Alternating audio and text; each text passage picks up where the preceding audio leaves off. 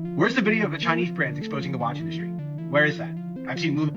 Got you right here. This is a CF Rolex I got from Shenzhen for only 120 USD, and it still ticks. Everything is perfect. Watches come in different sizes. A small dial makes you always slimmer, while a large one makes you a stronger area. First of all, you need to determine your budget range. The Rolex data dress is the best choice for cost effective.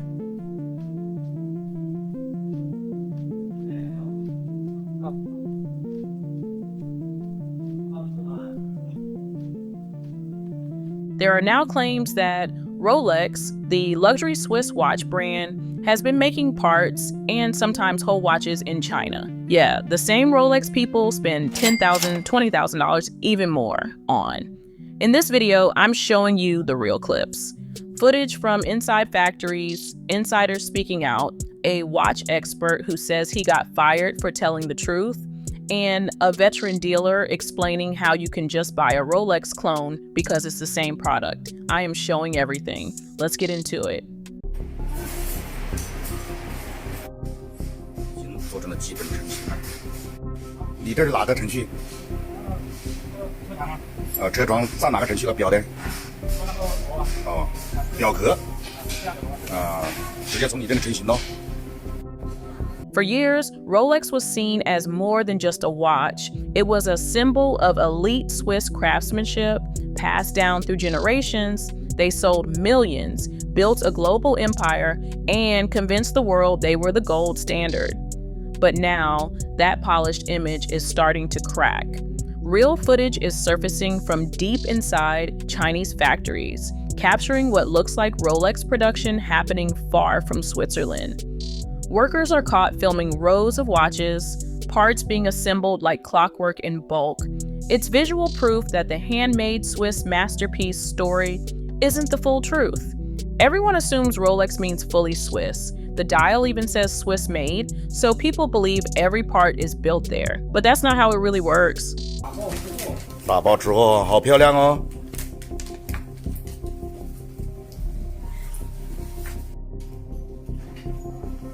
半成品的表带，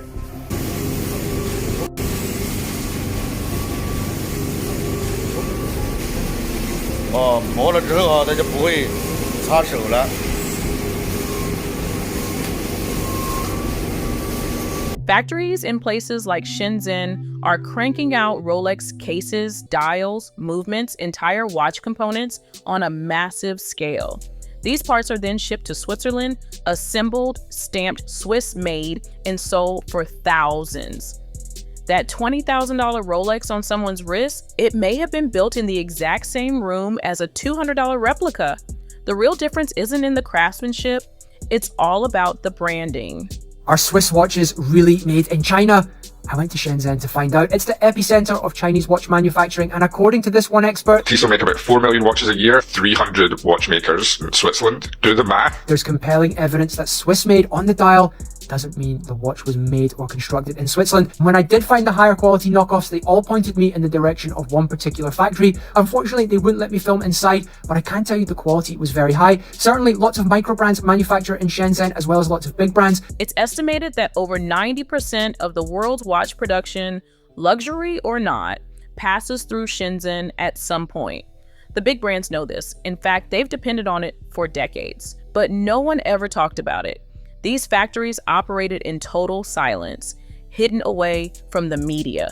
Brand contracts, locked down in secrecy. Now, that silence is cracking wide open. Real footage is coming out, filmed by workers inside the exact same factories that supply parts to luxury giants. In those clips, it's unmistakable. You can actually see familiar high-end watch designs being assembled in long, organized rows. As soon as you see this video, please don't spend a lot of money on a watch. I am a watch factory from China. Because I can no longer bear that you spend tens of thousands or even hundreds of thousands of dollars to buy watches, I take the risk of offending all brands to tell you one thing. In fact, watches do not need to be that expensive. I can let you get a big brand watch with 1% of the original price. In a handful of leaked walkthrough videos, factory workers openly describe the sheer scale of production. Some claim they ship out thousands of units every single week, many of which end up in private label deals, white label shipments, or head straight to brand approved facilities overseas.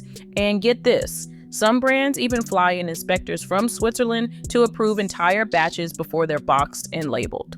That way, the official paper trail still leads back to Switzerland, keeping the illusion intact. But now, it's not just blurry factory clips or anonymous leaks. Industry insiders who've been deep in this world are finally stepping up and exposing the truth. One of the most explosive revelations came from a former Swiss watchmaker who goes by the Watch Regulator. He used to work inside one of the biggest players in the game, Swatch Group, home to Omega, Tissot, Breguet, Blancpain, and more. I got fired from Swatch Group today for talking about their products on TikTok.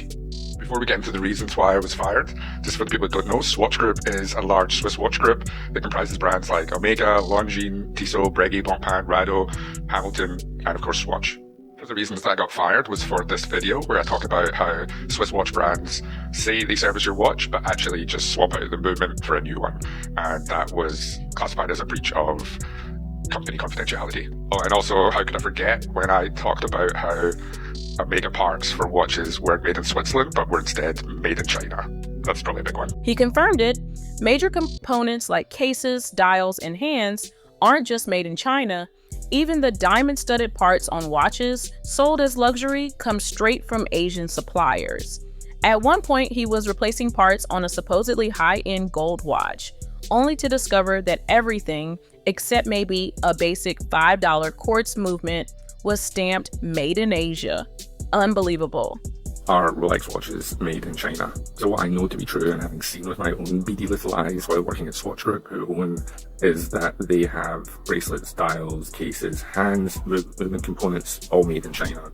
I've seen the packaging for them, I've seen the country of origin stamped on them, I know that to be true. Rolex mass-produced watches are the best mass-produced watches you can get. They make, 1.2 to 1.5 million watches a year.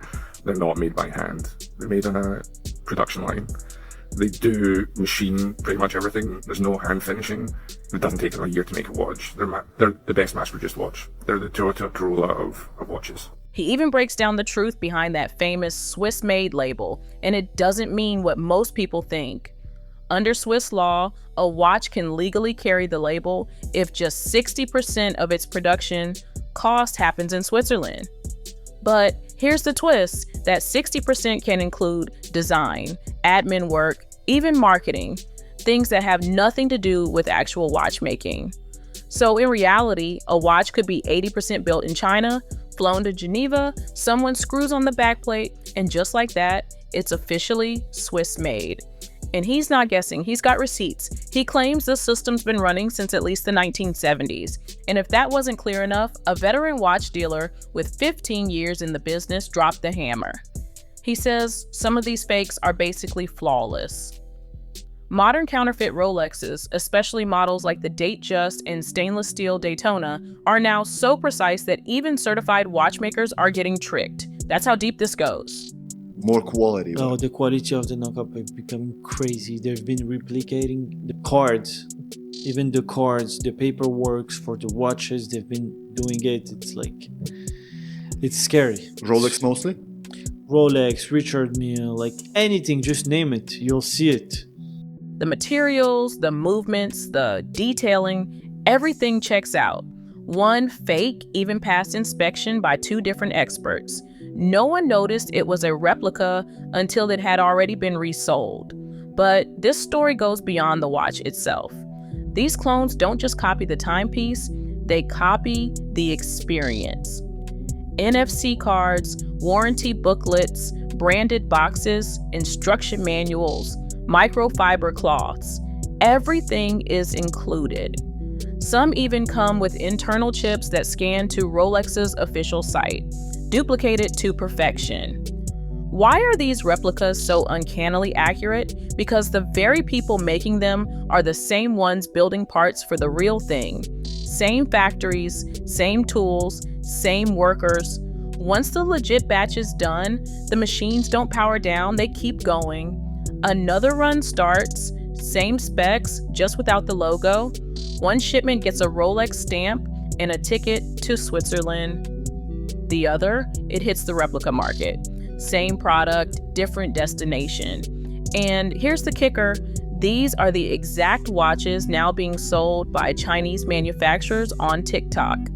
People are getting essentially the same watch at a fraction of the price. Something just happened that Rolex swore would never happen. Something that shakes the foundation of everything they spent a century building. Rolex has quietly slashed prices on several of its flagship models. These aren't holiday deals or temporary promos, these are permanent cuts. For a brand built on exclusivity and consistency, this move signals something major. It's all happening after a flood of viral videos exposed how luxury, watches, Rolex included, share the same production lines as far cheaper alternatives. Those clips are backed by factory footage, leaked documents, and insider testimony, all pointing to one conclusion. The overlap between high-end and budget watches is real. People have seen with their own eyes watches being built in the same facilities as Rolex, using the same tools, the same workers, and the same methods. Once that truth is out, the perceived value starts to crumble fast. When buyers realize the materials and craftsmanship are nearly identical, it gets a lot harder to justify that $15,000 price tag. Now, collectors are having doubts. Resellers are noticing watches taking longer to move. Demand on the inflated gray market is cooling, and unsold inventory is piling up. Rolex's price cut is a reaction to this shift. They're trying to re-anchor value before the resale market does it for them. They can't afford to let their secondary market collapse. By lowering prices now, they're trying to stay in control of the narrative, at least what's left of it. If Rolex keeps prices sky high while consumers now see the product as mass-produced, the brand risks being seen as overpriced instead of prestigious, and that's dangerous for long-term demand. Cutting prices gives them a chance to reposition themselves without losing all credibility. For years, luxury brands survived because no one saw how their products were made. Marketing created distance, packaging created mystery. That Swiss made stamp brought comfort, but the internet shattered all of that in seconds. Now anyone can see what was once hidden: shared supply chains, overlapping production lines, and deep Chinese involvement in manufacturing. It's wrecked the credibility of the entire sector. Brands that built their names on Swiss identity and handcrafted artistry are now exposed for using practices that scream mass production. When people see the same hands, same machines, and same rooms churning out both $200 knockoffs and $15,000 timepieces, the illusion is gone. And once it's gone, it doesn't fade. It vanishes. Collectors are already reacting. Many are dumping pieces before values drop even further. What were once seen as solid investments are now risky holds. Resellers are watching margins vanish. Gray market prices are sliding. Some dealers are stuck with inventory that just a few months ago would have sold out instantly. And this isn't just about Rolex, it's spreading fast. The same factories in Shenzhen produce for multiple luxury labels that still advertise themselves as 100% Swiss. Those companies are now staying silent, delaying launches, cutting back on marketing, and distancing themselves from the conversation. But silence doesn't fix trust. And with real footage, supplier documents, and insider testimonies going viral, the damage is already done. There's no going back. That era is over. What comes next will be completely different. Brands that evolve, brands that stop hiding and start being honest, might survive. Some could even thrive if they focus on quality instead of illusion. But the ones that still rely on secrecy and symbolism, their time is ticking. If you own a Rolex today, it still carries some weight. The name still rings out, but this could be the last generation where that's true. Because when a luxury brand is revealed to be mass-produced, the meaning behind the brand doesn't fade away. It evaporates. Thanks for watching. If this opened your eyes, hit like, subscribe, and leave a comment. I really want to hear what you think about all this. Appreciate you sticking with me, and I'll see you in the next one.